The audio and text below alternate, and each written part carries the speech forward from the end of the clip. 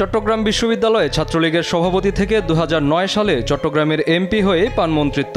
জনরোষে উৎখাতের শিকার আওয়ামী লীগ সরকারের টানা প্রায় 16 বছরের শাসনামলের পুরোটাই বিভিন্ন মন্ত্রণালয়ের মন্ত্রিত্ব পান এই হাসান মাহমুদ। সবশেষ সরকার উৎখাত হলে মঙ্গলবার পালিয়ে বিমানবন্দর পার হতে চাইলে আটক হন সাবেক এই পররাষ্ট্রমন্ত্রী। হাসান মাহমুদ আওয়ামী লীগ সরকারের সবচেয়ে বেশি সুবিধাভোগী মন্ত্রী হয়ে কামিয়েছেন কয়েক হাজার কোটি টাকা। চট্টগ্রামে কয়েকশো কোটি টাকায় 3টি 15 তলার বিল্ডিং গড়েন হাসান মাহমুদ। রাজধানীর পিঙ্ক সিটিতেও গড়েন আরও 3টি বাড়ি।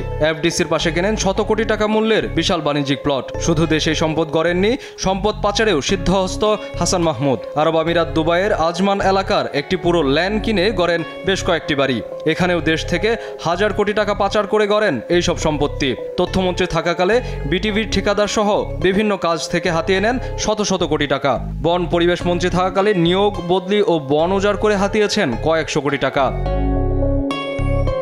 হাসান মাহমুদ বিপুল অর্থে একটি বেসরকারি ব্যাংকের পরিচালক শেয়ার কিনেন নিজের ভাইয়ের নামে। সংখ্যালঘু সম্প্রদায়ের সম্পত্তি দখলেও পিছিয়ে নেই হাসান মাহমুদ। চট্টগ্রামের রাঙ্গুনিয়ায় হিন্দু ও বৌদ্ধদের কয়েক একর সম্পত্তি দখল করে নেন হাসান মাহমুদ ও তার ভাই। হাসান মাহমুদ মন্ত্রিত্ব পেয়ে নানা বিতর্কিত মন্তব্যের জন্যও দেশজুড়ে সমালোচিত হন। সম্পদ পাচার ও নানা বিতর্কের জন্ম দেয়া মন্ত্রী হাসান মাহমুদ তথ্যমন্ত্রী থাকাকালে গানও গাইতেন। বিতর্কিত হাসান মাহমুদ বন, পরিবেশ ও তথ্য মন্ত্রণালয়ে টানা 16 বছর মন্ত্রীর দায়িত্ব পালন করেন। দেশজুড়ে ছাত্র অভ্যুত্থানের মুখে শেখ হাসিনা দেশ ছেড়ে পালালে পরের দিন পালাতে গিয়ে বিমানবন্দরে আটক হন হাসান মাহমুদ।